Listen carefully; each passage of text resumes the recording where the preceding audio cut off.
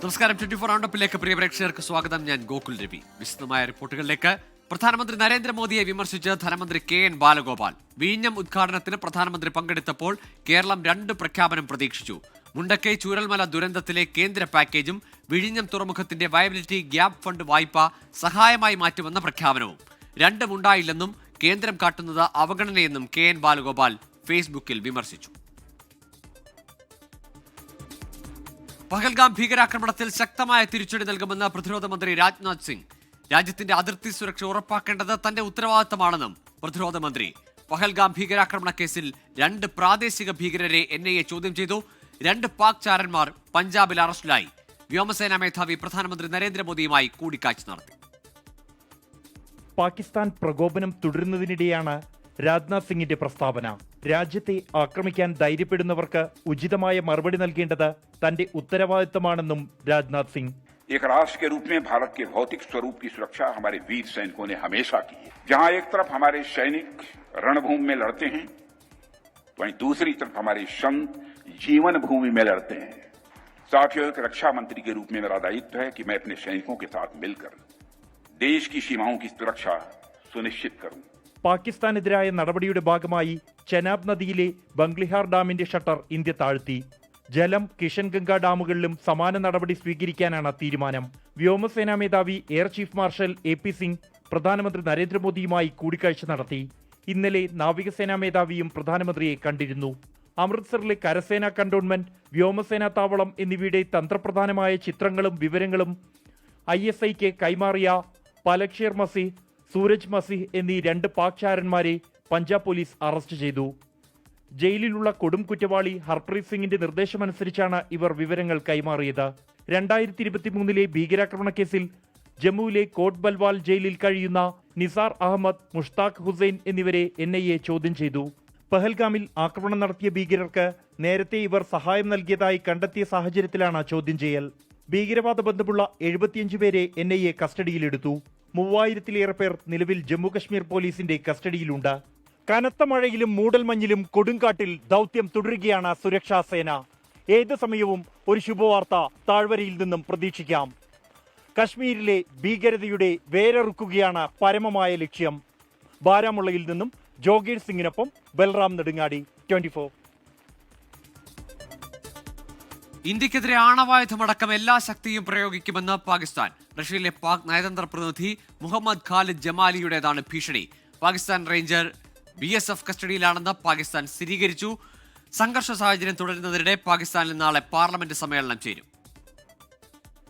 വാർത്താ ഏജൻസിക്ക് നൽകിയ അഭിമുഖത്തിലാണ് ഇന്ത്യക്കെതിരെ ആണവായുധമടക്കമുള്ള എല്ലാ ശക്തികളും ഉപയോഗിക്കുമെന്ന് റഷ്യയിലെ പാക് അംബാസിഡർ മുഹമ്മദ് ഖാലിദ് ജമാലിയുടെ പരാമർശം.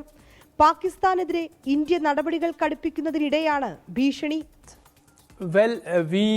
When it comes to India and Pakistan, we do not get involved into this debate of numerical strength. We in Pakistan will use the full spectrum of power, both conventional and nuclear. And I'll stop there. Bahawal Nagar, Donga Bonga, Sukhanwala check പോസ്റ്റിനടുത്തു നിന്ന് പാക് റേഞ്ചറെ India പിടികൂടിയതായി പാകിസ്ഥാൻ സ്ഥിരീകരിച്ചു. പാകിസ്ഥാൻ അതിർത്തിക്കുള്ളിൽ നിന്നാണ് പിടികൂടിയതെന്നാണ് പാക് സർക്കാരിന്റെ ആരോപണം. കസ്റ്റഡിയിലുള്ള BSF ജവാനെ വിട്ടുനൽകാൻ Pakistan ഇനിയും തയ്യാറാകാത്ത സാഹചര്യത്തിലാണ് പാക് റേഞ്ചർ BSFന്റെ കസ്റ്റഡിയിലാകുന്നത്. സംഘർഷ സാഹചര്യം തുടരുന്നതിനിടെ സ്ഥിതിഗതികൾ ചർച്ച ചെയ്യാൻ പാകിസ്ഥാനിൽ നാളെ പാർലമെന്റ് സമ്മേളനം ചേരും. അർദ്ധരാത്രിയോടെയാണ് പാകിസ്ഥാൻ പ്രസിഡന്റ് ആസിഫ് അലി സർദാരി വിജ്ഞാപനമിറക്കിയത്. അതിർത്തിയിൽ വീണ്ടും പാക് പ്രകോപനം തുടരുകയാണ്. കുപ്വാരയിലും ബാരാമുള്ളയിലും രജൌരിയിലും പൂഞ്ചിലുമടക്കം 8 ഇടങ്ങളിലാണ് പാക് പോസ്റ്റുകളിൽ നിന്ന് നിയന്ത്രണ രേഖയ്ക്ക് സമീപം വെടിവെപ്പുണ്ടായത്. ഇന്ത്യൻ സൈന്യം ശക്തമായി തിരിച്ചടി നൽകി. വിനീത VG, 24, ഡൽഹി. പൂരം പൊടിപൂരം.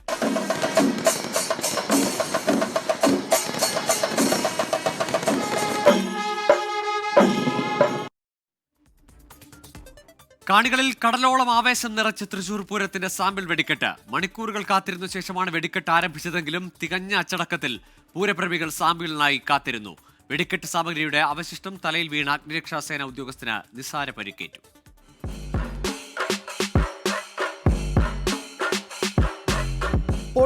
വെയിലിനെ വകവയ്ക്കാതെ സാമ്പിൾ വെടിക്കെട്ട് നേരിൽ കാണാൻ ഉച്ച മുതൽ തന്നെ സ്വരാജ് റൗണ്ടിലെ കെട്ടിടങ്ങൾക്ക് മുകളിൽ നിലയുറപ്പിച്ചത് നൂറുകണക്കിന് ആളുകൾ. കാത്തിരുന്നവരെ ഒട്ടും നിരാശരാക്കാതെ 7:25 തിരുവമ്പാടിയുടെ ഡൈനകൾ പൊട്ടിത്തുടങ്ങി. വിരിയമിട്ടുകൾ ആകാശത്ത് അത്ഭുതം തീർത്തു.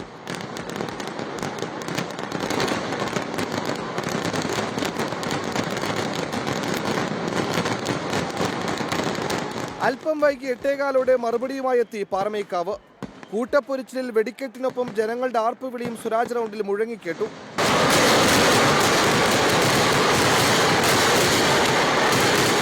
തിരുവമ്പാടി ആകാശത്ത് ലഹരി വിരുദ്ധ സന്ദേശമെത്തിച്ചു. ഇടിവെട്ട് വെടിക്കെട്ടായിരുന്നു. അതെന്തുകൊണ്ടാന്ന് വെച്ചാല് ഇതാണ് സാമ്പിളെങ്കിൽ ഇത്തവണത്തെ വെടിക്കെട്ട് എന്ന് പറഞ്ഞാല് ഒരു 1.5 വെടിക്കെട്ടാവും, യാതൊരു സംശയം വേണ്ട. സാമ്പിൾ വെറും സാമ്പിൾ എന്ന് പൂരപ്രേമികൾക്ക് നന്നായി അറിയാം. ഇനി 7 പുലർച്ചെ ആകാശത്ത് മറുപടി എന്നാണ് ഇരുവിഭാഗവും പറയുക. സാമ്പിളിലെ താരമാറുന്ന ചർച്ച ഒരു ഭാഗത്ത് പുരോഗമിക്കുകയാണ്. എന്തായാലും സാമ്പിളിൽ കണ്ടതിന്റെ ഇരട്ടി ആവേശം നൽകുന്നതാകും പൂരം വെടിക്കെട്ട്. സുമിത് കുമാറിനൊപ്പം നിഖിൽ പ്രമേഷ്, 24 തൃശൂർ. പൂരം കലക്കൽ വിവാദത്തിൽ ADGP MR അജിത് കുമാറിനെതിരെ മന്ത്രി കെ രാജന്റെ മൊഴി.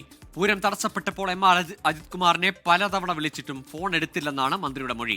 DGPയുടെ നേതൃത്വത്തിലുള്ള സംഘം അടുത്തയാഴ്ച MR അജിത് കുമാറിന്റെ മൊഴി രേഖപ്പെടുത്തും. DGP ഷെയ്ഖ് ദർവേഷ് സാഹിബിന്റെ നേതൃത്വത്തിലുള്ള അന്വേഷണ സംഘത്തിനോടാണ് മന്ത്രി കെ രാജൻ മൊഴി നൽകിയത്. മന്ത്രിയുടെ മൊഴിയുടെ വിവരങ്ങൾ ഇങ്ങനെ: പൂര ദിവസം രാവിലെ മുതൽ അജിത് കുമാർ തൃശൂരിലുണ്ടായിരുന്നു. പലതവണ ഫോണിലും നേരിട്ടും സംസാരിച്ചു. തെക്കോട്ടിറക്ക സമയത്ത് പോലീസിന്റെ ഭാഗത്ത് നിന്ന് മോശം ഇടപെടലുണ്ടായി. പിന്നീട് അജിത് കുമാറിനെ കണ്ടപ്പോൾ രാത്രി എഴുന്നള്ളിപ്പ് സമയത്ത് പ്രശ്ന സാധ്യതയുണ്ടെന്ന മുന്നറിയിപ്പും അത് പരിഹരിക്കാനുള്ള ഇടപെടൽ നടത്തണമെന്ന നിർദ്ദേശവും നൽകി. എന്നാൽ ചുമതലയുണ്ടായിരുന്ന ADGP ആയിട്ടും ചെയ്തില്ല. പൂരം തടസ്സപ്പെട്ട സമയത്ത് പലതവണ തുടരെ വിളിച്ചിട്ടും കിട്ടിയില്ല. ഔദ്യോഗിക നമ്പറിന് പുറമെ പേഴ്സണൽ നമ്പറിൽ വിളിച്ചപ്പോഴും എടുത്തില്ലെന്നും മന്ത്രിയുടെ മൊഴിയിലുണ്ട്. അജിത് കുമാറിന്റെ മൊഴി അടുത്തയാഴ്ച രേഖപ്പെടുത്തും. മൊഴി നൽകിയെന്ന് മന്ത്രി കെ രാജൻ സ്ഥിരീകരിച്ചു. മൊഴി കൊടുത്തു എന്നുള്ളതിൽ ഒന്നും ഒളിച്ചു വയ്ക്കാനില്ല. മൊഴി കൊടുത്തത് രേഖാപ്രകാരമാണ്. രാവിലെ വിളിച്ചപ്പോൾ അദ്ദേഹം ഫോൺ എടുത്തിട്ടുണ്ടായിരുന്നില്ല എന്നുള്ള കാര്യം ഞാൻ മൊഴിയിൽ പറഞ്ഞിട്ടുണ്ട്, പത്രമാധ്യമങ്ങളോടും പറഞ്ഞിട്ടുണ്ട്. ഒരു പുതിയ കാര്യവും ഇപ്പോൾ ഉണ്ടായിട്ടില്ല. സർക്കാർ നയപരമായ തീരുമാനമെടുക്കുമെന്ന് CPM സംസ്ഥാന സെക്രട്ടറി MV ഗോവിന്ദൻ. നയപരമായ തീരുമാനമെടുക്കുക, തീരുമാനത്തെ അടിസ്ഥാനപ്പെടുത്തിയിട്ട് ഗവൺമെന്റ് മുന്നോട്ടേക്ക് പോകുക എന്നുള്ളതാണ് കാണുന്നത്. വിവാദങ്ങളിൽ ADGPയുടെ പേരുണ്ടാകാൻ പാടില്ലായിരുന്നുവെന്ന് CPI സംസ്ഥാന സെക്രട്ടറി ബിനോയ് വിശ്വം പറഞ്ഞു. അന്വേഷണ റിപ്പോർട്ട് വന്നാൽ അപ്പോൾ നിലപാട് സ്വീകരിക്കുമെന്നായിരുന്നു LDF കൺവീനർ TP രാമകൃഷ്ണന്റെ പ്രതികരണം. 24 തിരുവനന്തപുരം.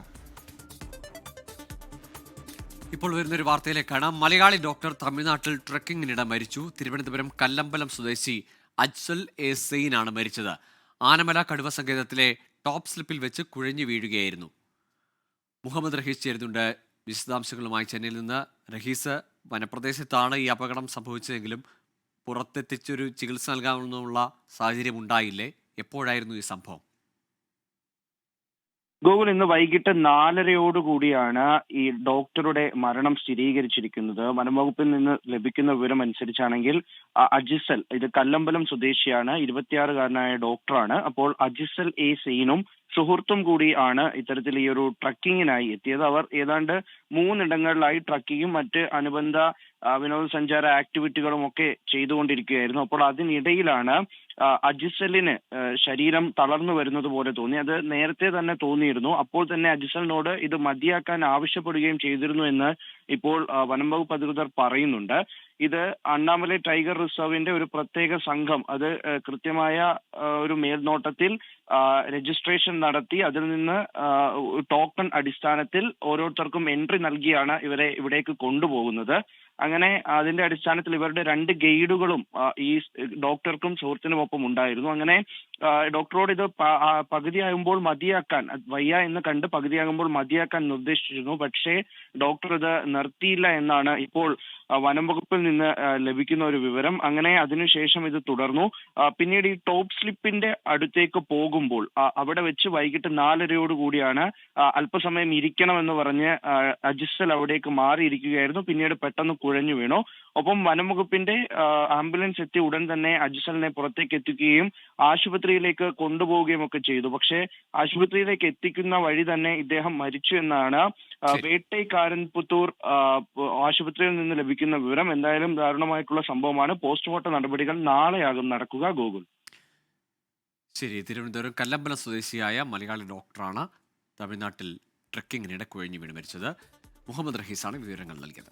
KPCC അധ്യക്ഷ സ്ഥാനത്ത് നിന്ന് താൻ മാറില്ലെന്ന് വ്യക്തമാക്കി കെ സുധാകരൻ. പുതിയ KPCC പ്രസിഡന്റിനെ ഉടൻ പ്രഖ്യാപിച്ചേക്കുമെന്ന റിപ്പോർട്ടുകൾക്കിടെയാണ് കോൺഗ്രസ് ഹൈക്കമാൻഡിനെ പ്രതിസന്ധിയിലാക്കി കെ സുധാകരന്റെ പ്രതികരണം.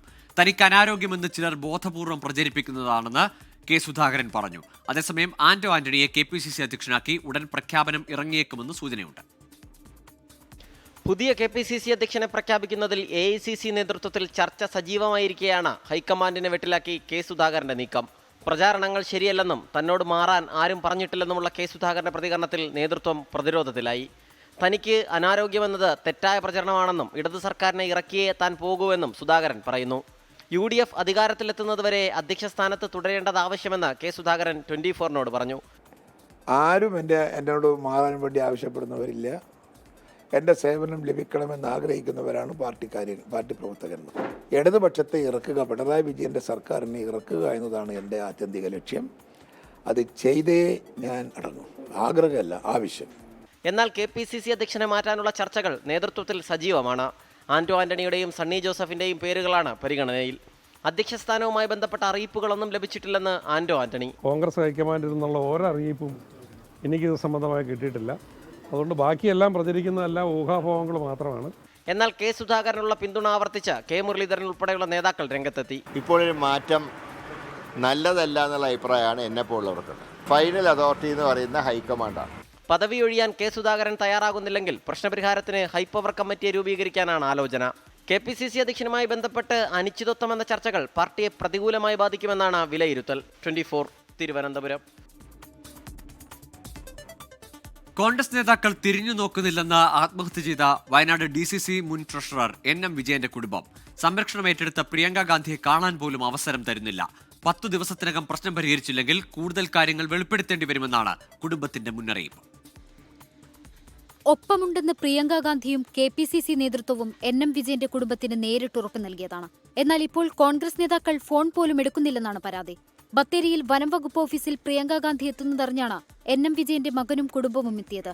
പ്രിയങ്കയെ കാണാൻ അനുമതിയില്ലെന്ന് ആദ്യം അറിയിച്ചെങ്കിലും പിന്നീട് കാണാമെന്ന് പറഞ്ഞ ഓഫീസ് കോമ്പൗണ്ടിൽ പ്രവേശിപ്പിച്ചെങ്കിലും കാണാനായില്ല. ഞങ്ങൾ 2 പ്രാവശ്യമായിട്ട് ഇപ്പം മാഡത്തിനെ കാണാൻ വേണ്ടിയിട്ട് ഒരു അപ്പോയിന്റ്മെന്റ് ഇവരെടുത്ത് ചോദിക്കുന്നു, തരുന്നില്ല. PA ഇന്നലെയും വിളിച്ചിട്ടുണ്ടായിരുന്നു. അപ്പോൾ PA പറഞ്ഞ കാര്യം ഓൾറെഡി ഷെഡ്യൂൾ ചെയ്ത മീറ്റിംഗ് ആണ്, അപ്പോൾ കാണാൻ പറ്റില്ല എന്ന് പറഞ്ഞുകൊണ്ടാണ് ഈ പിള്ളേരെ കൊണ്ട് നമ്മളിപ്പോൾ റോട്ടിൽ വന്നിട്ട് ഇത് കൊടുക്കേണ്ട ഒരു സാഹചര്യം വന്നിരിക്കുന്നത്. ഓൾറെഡി നമ്മളുടെ കാര്യങ്ങൾ സംസാരിക്കാൻ ഈ പാർട്ടി ചുമതലപ്പെടുത്തിയ ഒരു MLA ഉണ്ട്. അവരെടുത്ത് നമ്മൾ കാര്യങ്ങൾ സംസാരിച്ചിട്ടുണ്ട്. ഈ മെയ് മാസത്തിൻ്റെ ഉള്ളിലും അവർ ചെയ്തിട്ടില്ല എങ്കിൽ ഞങ്ങൾക്ക് അറിയുന്ന കുറച്ച് കാര്യങ്ങളുണ്ട്. 2 കോടിയിലധികം രൂപയുടെ ബാധ്യത കുടുംബത്തിനുണ്ടെന്നും തങ്ങൾക്കെന്തെങ്കിലും സംഭവിച്ചാൽ IC ബാലകൃഷ്ണൻ MLA ആയിരിക്കും ഉത്തരവാദിയെന്നും NM വിജയന്റെ മരുമകൾ പത്മജ പറഞ്ഞു. 10 ദിവസത്തിനകം പ്രശ്നം പരിഹരിച്ചില്ലെങ്കിൽ കൂടുതൽ കാര്യങ്ങൾ വെളിപ്പെടുത്തുമെന്നും കുടുംബം വ്യക്തമാക്കി. 24 വയനാട്. മുഖ്യമന്ത്രിയെ അധിക്ഷേപിച്ച് കോൺഗ്രസ് നേതാവ് കെ മുരളീധരൻ. കോൺഗ്രസിന്റെ സംവിധാൻ ബച്ചാവോ റാലിയുടെ സമാപന സമ്മേളനത്തിലാണ് കെ മുരളീധരന്റെ പ്രതികരണം. കശ്മീർ ഭീകരാക്രമണം നടന്ന് 2 ആഴ്ച കഴിഞ്ഞിട്ടും പാകിസ്ഥാനെതിരെ കേന്ദ്രം ഒന്നും ചെയ്തില്ലെന്ന് KC വേണുഗോപാലും വിമർശിച്ചു. ഭരണഘടനയുടെയും ജനാധിപത്യത്തിന്റെയും സംരക്ഷണം ആഹ്വാനം ചെയ്തുകൊണ്ടുള്ള കോൺഗ്രസിന്റെ ദേശീയ പ്രക്ഷോഭത്തിന്റെ ഭാഗമായിരുന്നു സംവിധാൻ ബച്ചാവോ റാലി.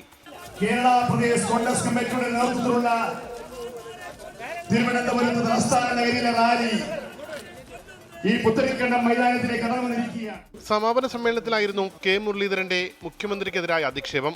വിഴിഞ്ഞം ഉൾപ്പെടെയുള്ള വിഷയങ്ങളിൽ UDF പദ്ധതിയുടെ ക്രെഡിറ്റ് പിണറായി വിജയൻ കൊണ്ടുപോകുന്നു എന്ന് ആരോപിക്കുന്നതിനിടെയായിരുന്നു പരാമർശം. മുമ്പ് ഒരാൾ വിവാഹം കഴിച്ചു, കുറേ കാലമായിട്ടും കുട്ടികൾ ഉണ്ടാവുന്നില്ല, ഒരുപാട് ഡോക്ടർമാരെയൊക്കെ കാണിച്ചു. അവസാനം ഡോക്ടർമാർ വിധി എഴുതി, നിങ്ങൾക്ക് ഇതിൻ്റെ ഒരു കപ്പാസിറ്റി ഇല്ല. അപ്പോൾ അയാൾ പുറത്തിറങ്ങി വന്നപ്പോൾ അടുത്ത വീട്ടിലത്തെ കുട്ടീനെ കണ്ടു. വാ മോനെ, നിൻ്റെ അച്ഛൻ ഞാനാണെന്ന് പറഞ്ഞ പോലെ UDF സർക്കാർ കൊണ്ടുവന്ന എല്ലാ നേട്ടങ്ങളെയും സ്വന്തം അക്കൗണ്ടിലാക്കാൻ നോക്കുന്ന പിണറായി വിജയനെ കാണുമ്പോൾ സന്താനോൽപാദന ശേഷി നഷ്ടപ്പെട്ട ഒരു വ്യക്തിയെയാണ് ഇവിടെ ഓർമ്മ വരുന്നത്. പറഞ്ഞതിൽ ഉറച്ചു നിൽക്കുന്നുവെന്നും ആവശ്യമെങ്കിൽ ഇനിയും പറയുമെന്നും കെ മുരളീധരൻ പറഞ്ഞു. കേന്ദ്രത്തിനെതിരെ രൂക്ഷ വിമർശനമാണ് KC വേണുഗോപാൽ ഉന്നയിച്ചത്. EDയെ BJP പാർട്ടി ഡിപ്പാർട്ട്മെന്റാക്കി മാറ്റിയെന്നും ഭീകരാക്രമണം കഴിഞ്ഞ് 2 ആഴ്ചയായിട്ടും മോദിയുടെയും അമിത്ഷായുടെയും വെടി മാത്രമാണ് പൊട്ടുന്നതെന്നും വേണുഗോപാൽ പരിഹസിച്ചു. ഇപ്പോൾ 15 ദിവസം കഴിഞ്ഞിട്ടും നിങ്ങളുടെ മൈക്കിലൂടെയുള്ള ഭീഷണിയും പൊതുയോഗത്തിലുള്ള ഭീഷണിയും അല്ലാതെ എന്തേ കാര്യങ്ങൾ നടക്കാത്തത്? അതുകൊണ്ട് ഇന്ത്യ രാജ്യം is waiting for an action from you prime minister mister Modi.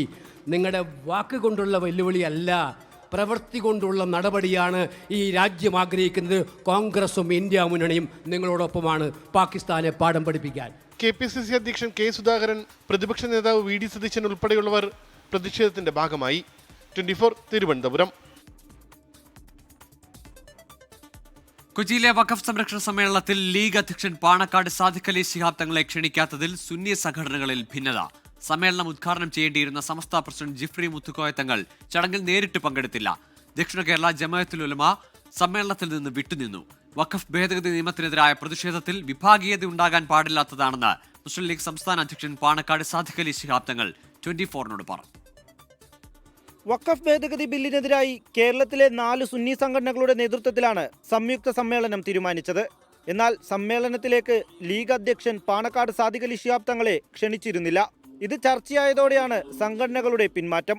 മുസ്ലിം ലീഗിന്റെ സമ്മർദ്ദത്തെ തുടർന്ന് സമ്മേളനോദ്ഘാടനം ജിഫ്രി മുത്തുക്കോയ തങ്ങൾ വീഡിയോ സന്ദേശത്തിൽ ഒതുക്കി. തുടർച്ചയായുള്ള യാത്രയും മറ്റും കാരണം ചില പ്രയാസങ്ങളുണ്ട്. ട്രെയിൻ നിശ്ചയിക്കപ്പെട്ട സമയത്ത് എത്തിപ്പെടാനുള്ളൊരു ബുദ്ധിമുട്ട് കാരണവും പങ്കെടുക്കാൻ സാധിക്കാത്തതിലുള്ള വിഷമം എല്ലാവരെയും അറിയിക്കുകയാണ്. സമസ്തയിലെ ലീഗ് അനുകൂലികളും ദക്ഷിണ കേരള ജമിയത്തുൽ ഉലമയിലെ ഒരു വിഭാഗവും നേരത്തെ തന്നെ സമ്മേളനത്തിൽ നിന്ന് പിന്മാറിയിരുന്നു. അതേസമയം സാദിഖ് അലി ശിഹാബ് തങ്ങളെ ക്ഷണിക്കാതിരുന്നത് രാഷ്ട്രീയ കാരണങ്ങൾ കൊണ്ടല്ലെന്നാണ് സംഘാടക സമിതിയുടെ വിശദീകരണം. ഈ പരിപാടിയിൽ പങ്കെടുത്തതുകൊണ്ട് ബഹുമാനപ്പെട്ടവരുടെ പദവിയിൽ പ്രത്യേകിച്ചൊരു ഉയർച്ച കിട്ടാനില്ല. ഞാൻ പറയുന്നത് പൂർണ്ണമായിട്ട് മനസ്സിലാക്കണം. ഇതിൽ പങ്കെടുക്കാത്തത് കൊണ്ട് ഒരു കുറവും തങ്ങളെ സംബന്ധിച്ച് വരാനില്ല. അങ്ങനെ വരുന്നു എന്ന് പ്രചരിപ്പിക്കുന്നവർ സത്യത്തിൽ തെറ്റാണ് ചെയ്യുന്നത്. വഖഫ് ഭേദഗതി നിയമത്തിനെതിരായ പ്രതിഷേധത്തിൽ വിഭാഗീയത ഉണ്ടാകാൻ പാടില്ലാത്തതാണെന്ന് മുസ്ലിം ലീഗ് സംസ്ഥാന അധ്യക്ഷൻ പാണക്കാട് സാദിഖ് അലി ശിഹാബ് തങ്ങൾ. അത് ഏതെങ്കിലും ഒരു സമുദായത്തെ മാത്രം ബാധിക്കുന്ന കാര്യമില്ല. അതൊരു ദേശീയ വിഷയമാണ്, ദേശീയ രാഷ്ട്രീയത്തെ ബാധിക്കുന്ന ഒരു വിഷയമാണ്. ജനാധിപത്യത്തെയും മതേതരത്വത്തെയും അതുപോലെ ഭരണഘടനാ തത്വങ്ങളെയൊക്കെ പാലിക്കുന്ന ഒരു നിയമ ഭേദഗതിയാണ് വന്നിട്ടുള്ളത്. അപ്പോൾ അതിനെ എതിർക്കാൻ എല്ലാവരും തയ്യാറായിട്ടുണ്ട്. അത് ഒറ്റക്കെട്ടായി എതിർക്കുകയും ചെയ്യേണ്ടത്. അതിൻ്റെ പേരിൽ വിഭാഗീയത ഉണ്ടാകാൻ പാടില്ലാത്തതാണ്. ദക്ഷിണ കേരള ജമിയത്തുൽ ഉലമയിലെ ഒരു വിഭാഗവും സംസ്ഥാന ജമിയത്തുൽ ഉലമയും കാന്തപുരം വിഭാഗവും സമ്മേളനത്തിൽ പങ്കെടുത്തു.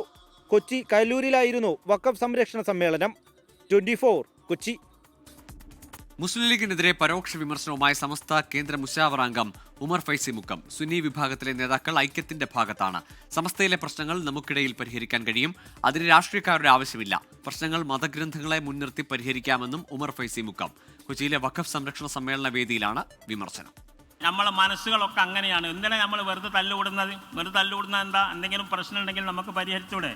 അതിന് വേറെ രാഷ്ട്രീയക്കാരൊന്നും കൂട്ടേണ്ട ആവശ്യമില്ല. നമ്മുടെ ഇടയിൽ എന്തെങ്കിലും പ്രശ്നം ഉണ്ടെങ്കിൽ നമുക്ക് തന്നെ ഇരുന്നിട്ട് പരിഹരിക്കാവുന്നതാണ്. നമ്മുടെ മുമ്പിൽ ഖുർആനും ആയത്തില്ലേ? ആ നല്ല ബുദ്ധി എല്ലാവർക്കും തരട്ടെ. ഈ മുനമ്പം വിഷയത്തിൽ തന്നെ അതിലൊക്കെ സജീവമായി പങ്കെടുക്കാൻ നമ്മളോടൊക്കെ പറഞ്ഞതാണ്. ആ നിലയ്ക്ക് ഈ വിഷയത്തോടൊന്നും ആർക്കും എതിർപ്പില്ല. ഇത് മുസ്ലിങ്ങളുടെ വിഷയമാണ്. എല്ലാവരെയും പങ്കെടുപ്പിച്ചുകൊണ്ട് നടത്തേണ്ട വിഷയമാണെന്ന കാര്യത്തിലൊന്നും ആർക്കും എതിരഭിപ്രായമില്ല. എല്ലാവരും യോജിച്ചുകൊണ്ട് തന്നെയാണ് ഈ വിഷയത്തിലൊക്കെ ഉള്ളത്. സംസ്ഥാന പാർട്ടിയെ അംഗീകരിച്ച കേരള കോൺഗ്രസിന് ഓട്ടോറിക്ഷ ചിഹ്നം അനുവദിച്ച് തെരഞ്ഞെടുപ്പ് കമ്മീഷൻ ഉത്തരവ് പുറപ്പെടുവിച്ചു. കഴിഞ്ഞ ലോക്സഭാ തെരഞ്ഞെടുപ്പ് വിജയത്തെ തുടർന്ന് കേരള കോൺഗ്രസ് ജോസഫ് പാർട്ടിയെ സംസ്ഥാന പാർട്ടിയെ തെരഞ്ഞെടുപ്പ് കമ്മീഷൻ അംഗീകരിച്ചിരുന്നു. ഇതേ തുടർന്നാണ് ഓട്ടോറിക്ഷ ചിഹ്നമായി അംഗീകരിച്ചത്. കഴിഞ്ഞ തെരഞ്ഞെടുപ്പുകളിൽ ചിഹ്നത്തിന്റെ കാര്യത്തിലുണ്ടായിരുന്ന ആശയക്കുഴപ്പങ്ങൾ പാർട്ടിയെ ബാധിച്ചിരുന്നു.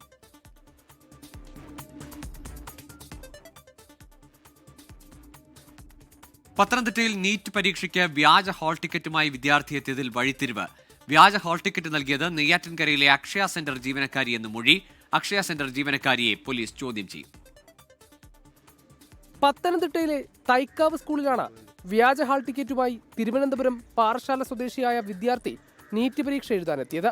വിദ്യാർത്ഥിയുടെ ഹാൾ ടിക്കറ്റിൽ ഉദ്യോഗസ്ഥർക്ക് സംശയം തോന്നി. മാനുഷിക പരിഗണന വെച്ച് 1 മണിക്കൂർ വിദ്യാർത്ഥിയെ പരീക്ഷ എഴുതാൻ അനുവദിച്ചു. ഇതിനിടയിൽ തിരുവനന്തപുരത്തെ മറ്റൊരു കേന്ദ്രത്തിൽ ഇതേ റോൾ നമ്പറിൽ മറ്റൊരു വിദ്യാർത്ഥി പരീക്ഷ എഴുതുന്നുണ്ടെന്ന് വിവരം ലഭിച്ചു. തുടർന്ന് പരീക്ഷാ കേന്ദ്രത്തിന്റെ ചുമതലയുണ്ടായിരുന്ന ഉദ്യോഗസ്ഥൻ പോലീസിൽ പരാതി നൽകി. വിദ്യാർത്ഥിയെയും അമ്മയെയും പോലീസ് കസ്റ്റഡിയിലെടുത്ത് ചോദ്യം ചെയ്തു. നെയ്യാറ്റിൻകരയിലെ അക്ഷയ സെന്റർ ജീവനക്കാരിയാണ് വ്യാജ ഹാൾ ടിക്കറ്റ് നൽകിയെന്നാണ് ഇവർ നൽകിയ മൊഴി. ഒരു അക്ഷയ സെന്ററിൽ നിന്ന് അവർ അഡ്മിറ്റ് കാർഡ് എടുക്കുകയും അത് ഈ പയ്യൻ്റെ അമ്മയുടെ മൊബൈലിലേക്ക് അയച്ചു കൊടുത്ത് അവർ ഡൗൺലോഡ് ചെയ്തെടുക്കുന്നതാണ് നമുക്ക് കിട്ടുന്നത്. ഇതുവരെയുള്ള ഇൻഫർമേഷൻ. പാറശാല സ്വദേശിയായ വിദ്യാർത്ഥിയുടെ അമ്മ നെയ്യാറ്റിൻകരയിലെ അക്ഷയ സെന്റർ ജീവനക്കാരിക്ക് നീറ്റ് പരീക്ഷയ്ക്ക് അപേക്ഷിക്കാനായി രേഖകൾ കൈമാറിയിരുന്നു. പരീക്ഷയുടെ സമയമായപ്പോൾ വിദ്യാർത്ഥിയുടെ അമ്മ ഹാൾ ടിക്കറ്റ് ആവശ്യപ്പെട്ടു. അക്ഷയ സെന്റർ ജീവനക്കാരി കമ്പ്യൂട്ടറിലുണ്ടായിരുന്ന മറ്റൊരു വിദ്യാർത്ഥിയുടെ യഥാർത്ഥ നീറ്റ് ഹാൾ ടിക്കറ്റിൽ കൃത്രിമം നടത്തി വാട്സപ്പ് വഴി അയച്ചു നൽകുകയായിരുന്നുവെന്ന് പോലീസ് പറഞ്ഞു. കിട്ടിയത് യഥാർത്ഥ ഹാൾ ടിക്കറ്റാണോ എന്ന് ഇവർ പരിശോധിച്ചില്ല. സംഭവത്തിൽ തിരുവനന്തപുരത്തെ അക്ഷയ സെന്റർ ജീവനക്കാരിയെ വിശദമായി ചോദ്യം ചെയ്യാനാണ് പോലീസ് തീരുമാനം. 24 പത്തനംതിട്ട. സലഫി ലേണിംഗ് ആൻഡ് റിസർച്ച് സെന്ററിന്റെ 37ാം സംസ്ഥാന സംഗമവും അവാർഡ് വിതരണവും നടന്നു. കോഴിക്കോട് മുഹമ്മദ് അബ്ദുറഹ്മാൻ സാഹിബ് മെമ്മോറിയൽ ജൂബിലി ഹാളിൽ നടന്ന സാംസ്കാരിക അവാർഡ് ദാന സമ്മേളനം മന്ത്രി പി എ മുഹമ്മദ് റിയാസ് ഉദ്ഘാടനം ചെയ്തു. ഇസ്ലാം സമം തീവ്രവാദം എന്ന ചിന്താഗതി പ്രചരിപ്പിക്കാൻ ചിലർ ശ്രമിക്കുന്നുണ്ട്. രാഷ്ട്രീയ താൽപര്യം മൂലമാണ് ഈ ശ്രമം. കപട ദേശസ്നേഹമാണ് ചിലർ പ്രകടിപ്പിക്കുന്നത്. ഏതെങ്കിലും പ്രത്യേക മതവിഭാഗം പൊരുതി നേടിയതല്ല രാജ്യത്തിന്റെ സ്വാതന്ത്ര്യം. അപരവൽക്കരണം സമൂഹത്തിൽ നടക്കുന്നുണ്ട്. ഇത് അപകടകരമെന്നും പി എ മുഹമ്മദ് റിയാസ് പറഞ്ഞു. SLRC സംഗമത്തിൽ വൈജ്ഞാനിക സമ്മേളനം, ഖുറാൻ വിജ്ഞാന മത്സരങ്ങൾ, പുസ്തക പ്രകാശനം തുടങ്ങിയ സെഷനുകളാണ് ഉള്ളത്. സംഗമത്തിൽ മത, സാമൂഹിക, സാംസ്കാരിക, രാഷ്ട്രീയ രംഗത്തെ പ്രമുഖർ പങ്കെടുത്തു.